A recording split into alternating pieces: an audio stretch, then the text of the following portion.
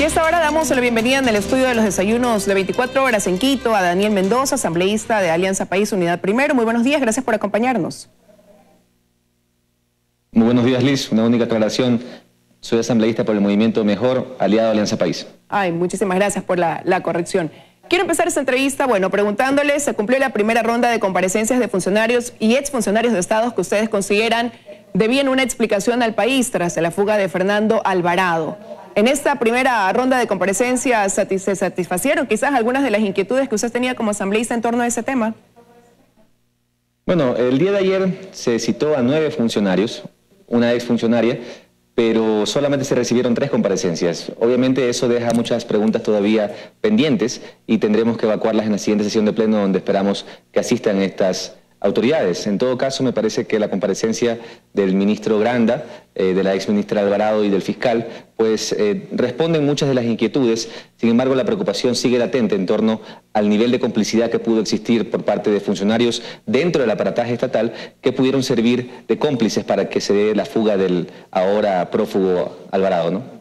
Pero se va esclareciendo el camino para poder determinar responsabilidades, porque se cumple ya mañana una semana desde que el mismo Fernando Alvarado anunció que saldría del país para buscar asilo fuera del Ecuador y todavía el gobierno no logra corroborar si efectivamente se cumplió con esta fuga y tampoco pues determinar cuál sería el lugar donde estaría asilado. Entonces, ¿se van esclareciendo responsabilidades?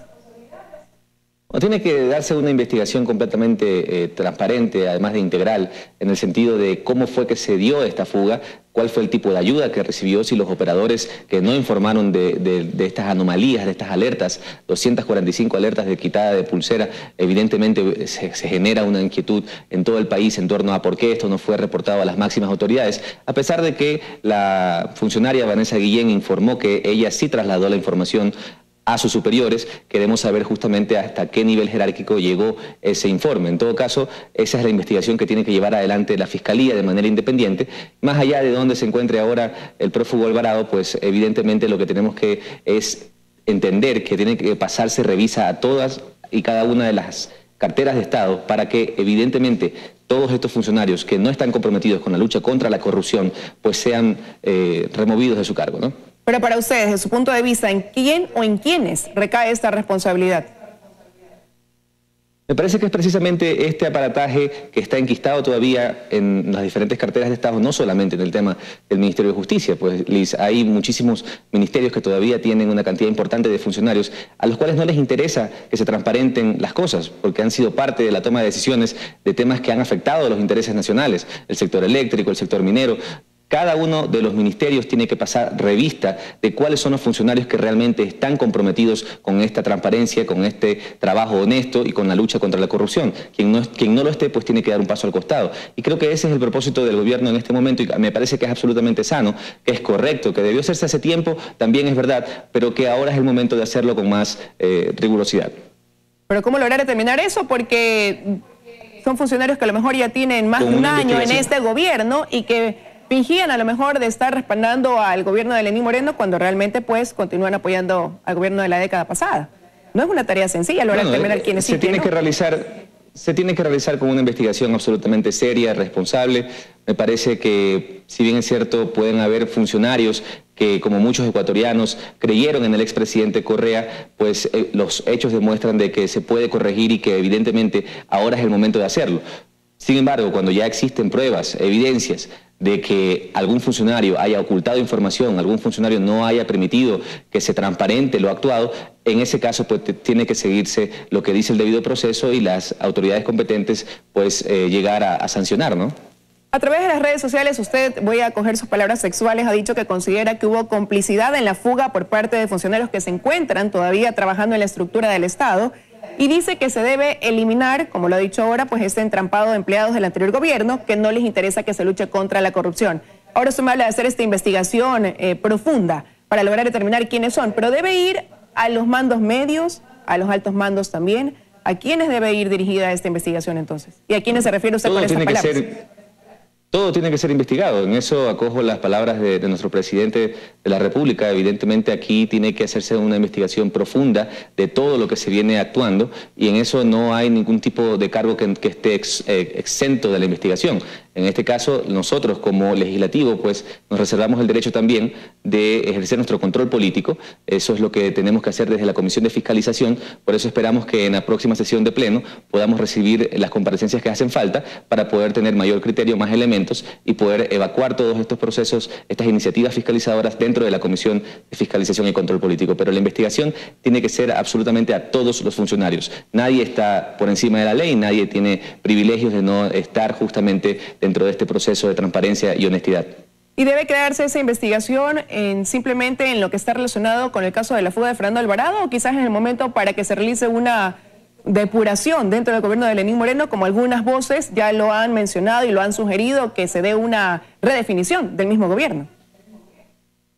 Más que una redefinición, es una gran oportunidad que tiene hoy el presidente, repito, de pasar una revista integral a todas las carteras de Estado, porque, repito, este no es un problema exclusivo del Ministerio de Justicia. Hemos visto que en el sector eléctrico han habido muchísimas irregularidades, tenemos todos los proyectos emblemáticos atravesando grandes problemas y ahí tiene que hacerse una investigación exhaustiva para que se determine responsables, funcionarios que en muchos casos siguen todavía trabajando para el Ministerio de Electricidad y que evidentemente tienen que responder. Por lo tanto, esta no es una situación exclusiva de un ministerio, sino de todas las carteras de Estado que tienen que comprometerse precisamente con este proceso de purga para que solamente los funcionarios que estén comprometidos con el combate contra la corrupción, un trabajo honesto y transparente, pues puedan seguir sirviendo a los ecuatorianos. ¿Quiénes podrían quedar excluidos desde ese punto de vista de esta investigación integral, que ya no solamente, como usted lo dice, abarcaría el caso de la fuga de Fernando Alvarado, sino dentro de otras instituciones, porque quizás, aunque hayan sido figuras visibles del correísmo, ahora se han alineado a las políticas de Lenín Moreno? ¿A quiénes excluiría usted quizás? No se trata de dar nombres, repito lo dicho, nadie debe estar excluido de este proceso de transparencia y trabajo en contra de la corrupción. Es decir, lo que tenemos que dejar claro es que la libertad, como lo he dicho antes, no hay persona más libre que quien no tiene nada que esconder. Entonces nadie, ningún funcionario, por más alto cargo que tenga, deberá por decisión propia excluirse de este proceso de investigación, de este proceso de purga. Más bien deberemos todos estar dispuestos a que se transparente absolutamente todo, que se investigue y que obviamente quien demuestre, y cuando existan pruebas de que hay funcionarios que no han servido a los intereses nacionales, pues sean removidos de su cargo.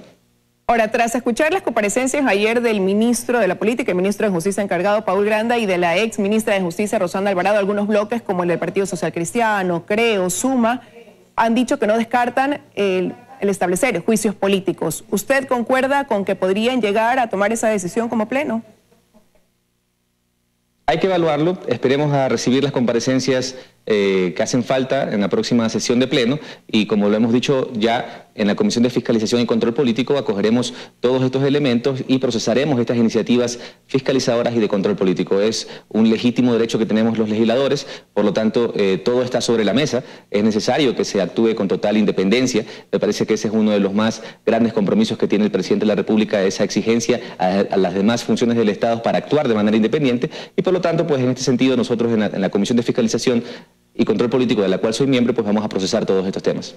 Ahora, para algunos este deseo o discurso también de descorreizar, por así decirlo, el país como sinónimo de lucha contra la corrupción, resulta un mensaje contradictorio cuando se dan dentro de la Asamblea acciones como las de ayer, donde, por ejemplo, morenistas y correístas hasta cierto punto pues coincidieron en la forma de actuar frente a la censura del ex ministro de Finanzas, Carlos de la Torre. ¿Cómo califica usted entonces, por ejemplo, este hecho? Bueno, discrepo con lo dicho por usted en este momento, porque en realidad me parece que fue el correísmo el que salvó al exministro de la Torre de una censura.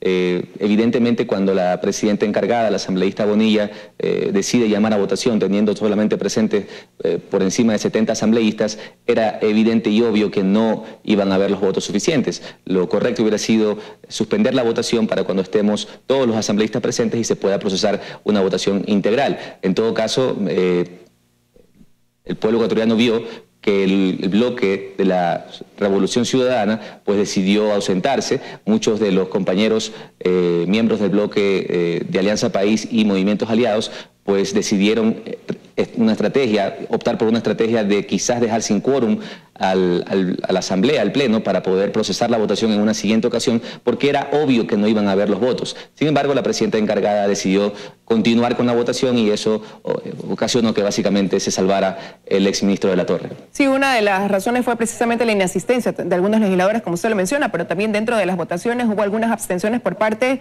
de legisladores del movimiento oficialista.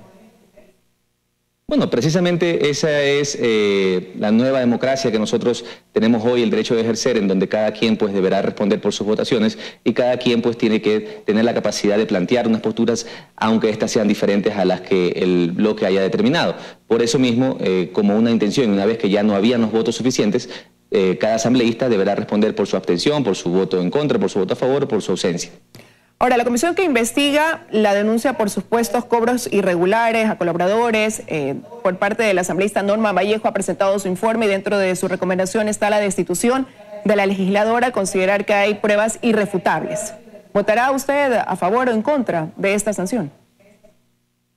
El día de ayer tuvimos conocimiento de que la comisión de manera unánime, la comisión tripartita de manera unánime aprobó un informe que recomienda la destitución del asambleísta Vallejo. Esto pues debe ser valorado dentro del espacio siguiente, que sería el Pleno de la Asamblea Nacional.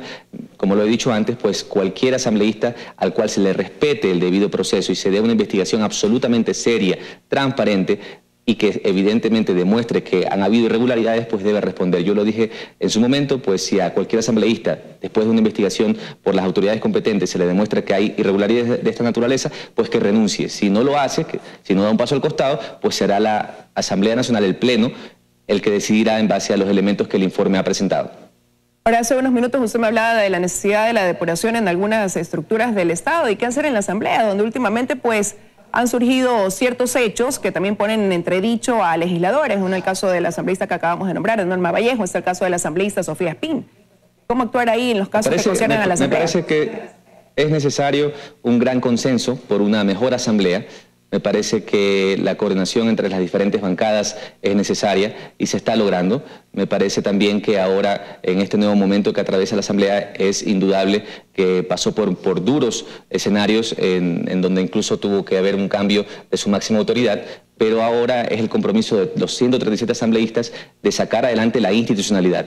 Esto no se trata de minar justamente el trabajo de las diferentes funciones del Estado, sino más bien comprometernos por los intereses que tiene la ciudadanía. Una vez que ya cerremos este capítulo de este tipo de denuncias que obviamente afectan y que deben investigarse absolutamente todas, pero que afectan a la institucionalidad de la Asamblea Nacional, tiene que seguirse trabajando por los intereses nacionales. En este sentido, pues, el consenso entre las diferentes bancadas por una mejor asamblea que entienda y que perciba las necesidades de los ciudadanos y que dé resultados con las normativas, con los procesos de fiscalización, es lo que puede sacar adelante la institucionalidad de la Asamblea Nacional. Pero se debe cerrar el capítulo tras esto que se ha conocido, también dar paso a una investigación ya más prolija sobre hechos como este del cobro de diezmos, cobros irregulares a colaboradores, una vez que han salido a la luz algunos de los casos. Bueno, acá se han hecho investigaciones individuales. Una propuesta que hice en su momento fue que se conformara una comisión ocasional para que se investiguen todas estas denuncias. Se ha decidido ir por la vía de lo que establece la Ley Orgánica de la Función Legislativa para que se conformen estas comisiones tripartitas para cada uno de los casos de los asambleístas que tengan denuncias de esta naturaleza, ¿no? Entonces, también hay que dejar algo claro. No podemos generalizar. Estamos hablando de 137 asambleístas que conformamos este periodo legislativo y hasta el momento se entienden que no hay más de 5 casos concretos en donde tengan denuncias presentadas en las entidades, a través de las entidades competentes. En ese sentido, no podemos decir que la Asamblea Nacional en su totalidad está incurriendo en este tipo de prácticas. Lo que sí debemos estar totalmente comprometidos es que cualquier denuncia debe ser investigada y que cualquier asambleísta al cual se le demuestre después de una investigación seria que ha incurrido en estas prácticas, pues debe ser removido de su cargo. Sea del partido que sea. Sea el partido que sea. Esto no se trata de un tema partidista, de una organización política. Cualquier asambleísta de cualquier bancada que haya incurrido en estas deplorables prácticas, pues tiene que ser removido. Quiero agradecerle a la asambleísta su presencia esta mañana aquí en los desayunos de 24 horas. Muchas gracias, Liz.